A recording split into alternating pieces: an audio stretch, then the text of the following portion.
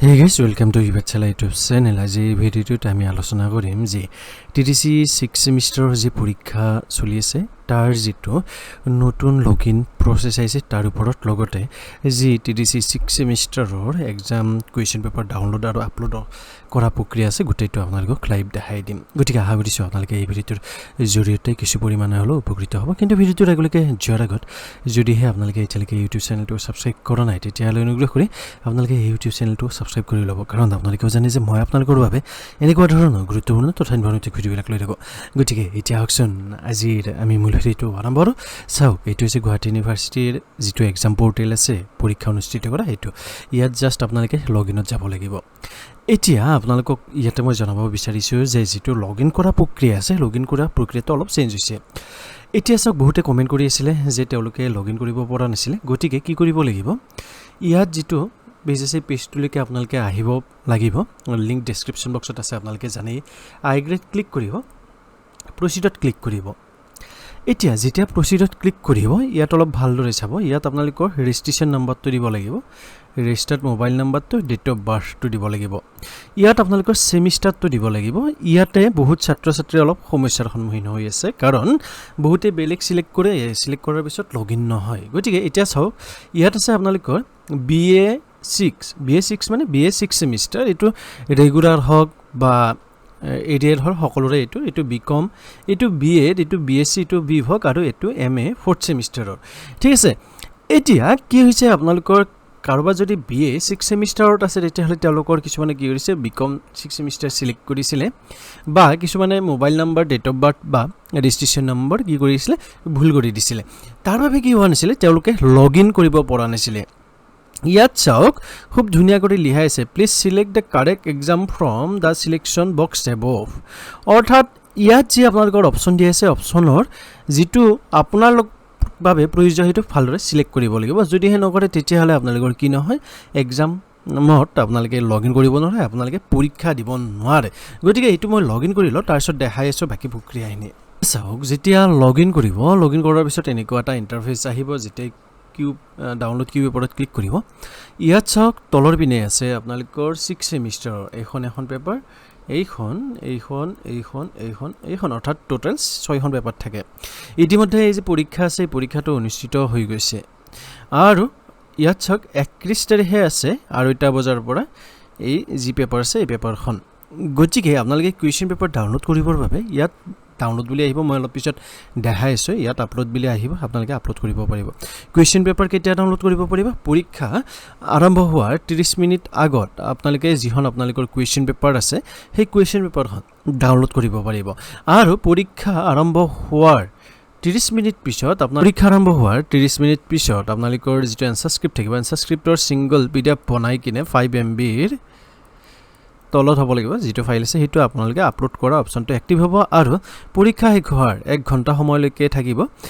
এই 1 ঘণ্টা সময়খিনিৰ ভিতৰত যদি আপুনি চেষ্টা কৰিছে, যদি নোৱাৰে তেতিয়াহ'লে আকৌ 30 মিনিট এক্সট্ৰা দিব। এই সময়খিনিৰ ভিতৰতো যদি আপুনি আপলোড কৰিব নোৱাৰে চেষ্টা কৰি কিনে, তেতিয়াহ'লে তাৰ এটা প্ৰুফ ল'ব লাগিব, অৰ্থাৎ স্ক্ৰীনশ্বট ল'ব লাগিব, আৰু সেইটো আপোনালোকৰ মহাবিদ্যালয়ৰ যিটো ইমেইল ID আছে, ইমেইল IDত উইথ প্ৰুফ আপোনালোকৰ PDF ফাইলটো চেণ্ড কৰি দিব লাগিব। গতিকে আশা কৰিছোঁ আপোনালোকে কিছু পৰিমাণে হ'লেও ইনফৰমেশ্যন পালে। এতিয়া মই আপোনালোকক কুৱেশ্যন পেপাৰ কেনেকৈ ডাউনলোড কৰিব লাগে আৰু এনচাৰ স্ক্ৰিপ্ট কেনেকৈ আপলোড কৰিব লাগে সেইটো লাইভ দেখাই দিম, যিহেতুকে বৰ্তমান ইয়াত এড হোৱা নাই। গতিকে মই আপোনালোকক বেলেগ পৰীক্ষা এটাত কেনেকৈ আপলোড আৰু ডাউনলোড হৈছিলে সেইটো দেখাই দিম, কাৰণ আপোনালোকৰ ডাউনলোড আৰু আপলোড অপশ্যনটো একে আছে, কোনো ধৰণৰ চেঞ্জ হোৱা নাই। লগইন কৰাৰ পিছত ইয়াত দেখিছে আপোনালোকৰ, ইতিমধ্যে আগৰ ভিডিঅ'টোতে কৈছিলোঁ, ইয়াত subject, semester, paper, date of exam কেতিয়াৰ পৰা কেতিয়ালৈকে আছে। ইয়াত আপোনালোকৰ ডাউনলোড আহিব বুলি কৈছিলোঁ, যিহেতুকে কমেণ্ট কৰিছিলে যে লাইভ দেখাই দিব লাগে, সেয়ে মই আপোনালোকক লাইভ দেখাই দিম কেনেকৈ ডাউনলোড কৰিব লাগে। ইয়াত যে আছে আপোনালোকৰ ডাউনলোড যিটো বটন, এই বটনত আপোনালোকে জাষ্ট ক্লিক কৰিব লাগিব। এতিয়া মই ইয়াত ক্লিক কৰিলোঁ। ক্লিক কৰাৰ পিছত যিখন কুৱেশ্যন পেপাৰ আছে, কুৱেশ্যন পেপাৰখন এনেকৈ আহি যায়। অহাৰ পিছত এখন আপোনালোকে ডাউনলোড কৰিব। ডাউনলোড কৰি কিনে ইয়াত চাই ধুনীয়া কৰি পৰীক্ষাত লিখিব, ভাল হ'ব পৰীক্ষা। ঠিক আছে। তাৰপিছত কুৱেশ্যন পেপাৰটো ডাউনলোড কৰি ইয়াত আপোনালোকে লগ আউটত ক্লিক কৰিব। এতিয়া চাওক আপোনালোকে কুৱেশ্যন পেপাৰৰ যিটো এনচাৰ স্ক্ৰিপ্ট থাকিব এনচাৰ স্ক্ৰিপ্টটো আপলোড কৰিবৰ বাবে ইয়াত যে ডাউনলোড কিউ পেপাৰ অপশ্যন আছে এই অপশ্যনটোত আপুনি জাষ্ট ক্লিক কৰি দিব লাগিব ক্লিক কৰি দিয়াৰ পিছত এতিয়া আপোনালোকে ইয়াত এটা দেখিব যে এনচাৰ পেপাৰ আপলোড অপশ্যনত ইয়াত আপলোড অপশ্যনটো এক্টিভ হৈ গৈছে এতিয়া আপলোড কৰিবৰ বাবে আপোনালোকে এই যে আপলোড অপশ্যন আছে আপলোডত ক্লিক কৰিব লাগিব কৰাৰ পিছত এনেকুৱা এটা উইণ্ড' খোল হ'ব ইয়াত চাওক চুইচ ফাইল ইয়াত আপোনালোকে ক্লিক কৰি পেলাই আপোনালোকৰ যিটো PDF ফাইল লাগিব সেই PDF ফাইলটো সিলেক্ট কৰিব লাগিব ইয়াত আপোনালোকে আপলোডত ক্লিক কৰিব লাগিব ঠিক আছে এতিয়া চাওক আপলোড কৰিবৰ বাবে চুইচ ফাইলত যাব লাগিলে চুইচ ফাইলত গৈ কিনে আপোনালোকৰ য'ত আপোনালোকৰ যিটো PDF ফাইল আছে PDF ফাইলটো আছে এইটো সিলেক্ট কৰি ল'ব এই ক্ষেত্ৰত মোৰ ইয়াত আছে গতিকে মই ইয়াত চেঞ্জ কৰিম ইয়াত আপোনালোকে চাব পাৰিব যে মই ৰিনেম কেনেকৈ কৰিছোঁ মই জাষ্ট এনেকৈ ৰিনেম কৰিছোঁ যাতে মই যিটো ফাইল হয় সেই ফাইলটো যাতে মই চিনি পাওঁ ঠিক আছে ইয়াত চাওক এতিয়া আপোনালোকে জাষ্ট এই যি ফাইল আছে এই ফাইলটোত ক্লিক কৰি দিয়ক দিয়াৰ পিছত ইয়াত আহি গ'ল দেখিছে ইয়াত আপোনালোকৰ যিটো ফাইল আছিলে ফাইল নেমটো ইয়াত আহি যাব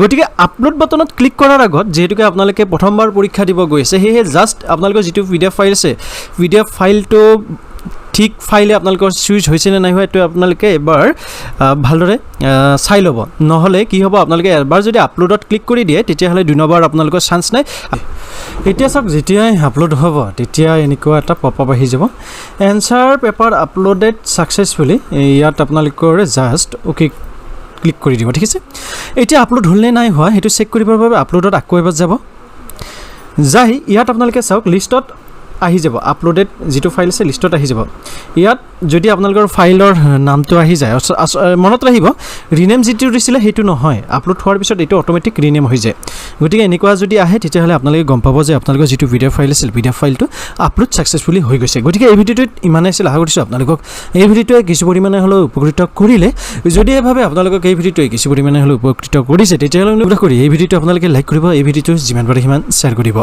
যদিহে এতিয়ালৈকে ইউটিউব চেনেলটো ছাবস্ক্ৰাইব কৰা নাই তেতিয়াহ'লে E-PATHSHALA ইউটিউব চেনেলটো ছাবস্ক্ৰাইব কৰি লৈ E-PATHSHALA ইউটিউব চেনেলৰ এজন গুৰুত্বপূৰ্ণ সদস্য হৈ লওক অন্য এটা ভিডিঅ'ত লগ পোৱা প্ৰতিশ্ৰুতিৰে আজিলৈকে মই জৰিকৰিতাই বিদায় ল'ব বিচাৰিছোঁ ধন্যবাদ জয় আই অসম